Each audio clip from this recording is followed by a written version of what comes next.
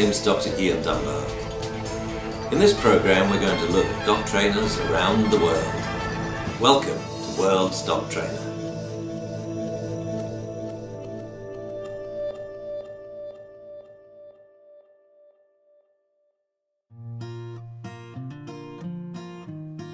Welcome to Your Clever Dog Training. This way. Good girl.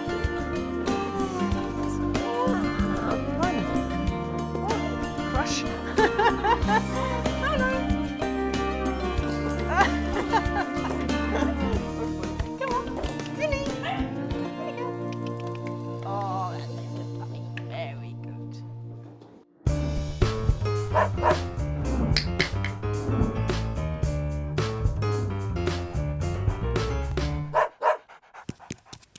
Clicker training is a fundamental part of modern reward-based training, and we're going to be using it as a part of all our training sessions. It acts like an interpreter for your dog, telling him when he's done something right, and that a reward in the shape of a piece of food, or a toy, or a game, or some praise is going to be forthcoming. Clicker training is so powerful that many top trainers use it around the world, including people that train zoo animals to have medical treatments, and even animals such as dolphins in aquariums. Clicker training is fast, it's effective, it's fun, and most important of all, it's kind. It also helps to create a great relationship between you and your dog. I get happy when I do clicker training, and I know my dogs do too. The clicker itself is nothing magic. It's just a small plastic box with a strip of metal inside that when you press and release it makes a double click sound. Over time, the clicker starts to have meaning to your dog because it gets paired with food and toys and games. So he starts to predict that the sound of the clicker means you did that right and good things are coming. The clicker is different from a command or a cue. It tells the dog when he's done the right thing, but it doesn't tell him what to do. You still need to do that with a verbal command or a hand signal, for example.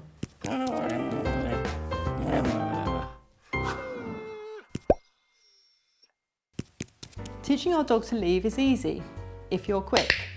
Every time I see Harley's nose come away from my hand, whether it's by accident or not, I'm going to click and treat. So if I see a little space between my hand that has the food treats in it and his nose, then I click to tell him he's done the right thing. I'm going to ignore the paw for the moment.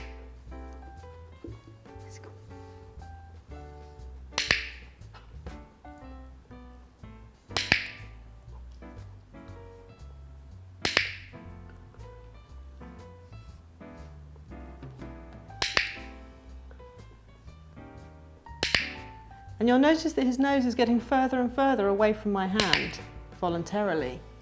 Good boy, you sit down. Oh, very clever. If your dog backs away from your hand with the food in it, this is a good sign. It means he's trying to resist temptation. The tastier the food and the closer you are to the floor, the more difficult it is for a dog to leave when you ask them to. Leave.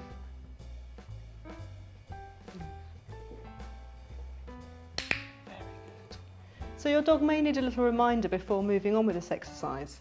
However, once they've grasped the basics, you can move on to the advanced lesson. This is with food either on your knee or on the floor. To start off with, you need to guard the food quite carefully and be quick with your reactions, because puppies are often quicker. Leave. As the puppy comes forward to take the food, I just cover it. Nothing he can do now will make me release the food to him, except for backing off. Leave.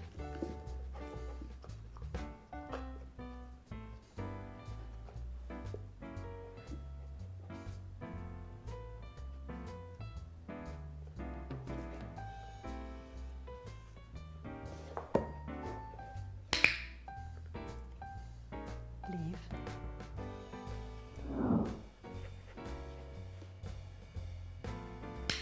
That was a good one.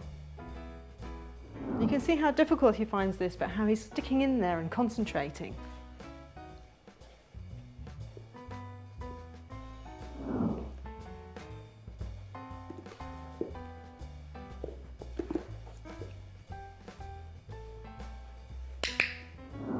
It's the backward movements that get the clicks and treats. Very good boy. Leave. Excellent boy, good dog. Leave. Very good boy. Although your puppy learns this exercise incredibly quickly, we have to remember that dogs are scavengers. If you leave your Sunday lunch on an accessible table and your dog can get to it, he will eat it, even if you've told him to leave it before you leave the room. Build up this exercise gradually, practice it every day. See how fast your puppy learns and how quickly he could be excellent at this behaviour. Then you've got an exercise that turns into a really useful everyday signal. Don't touch that thing.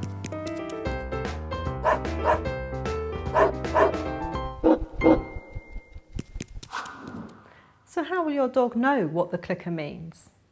Well, over a number of repetitions, when he hears the click and gets his reward, he'll understand that the click marked the behaviour that was correct. It's a bit like putting a tick next to a correct sum that a child has done at school, or taking a photograph of the behaviour and saying, that's what got you the reward. The clicker is so effective for a number of different reasons. The first is that it's highly accurate. The second is that it's easily transferable across different members of the family.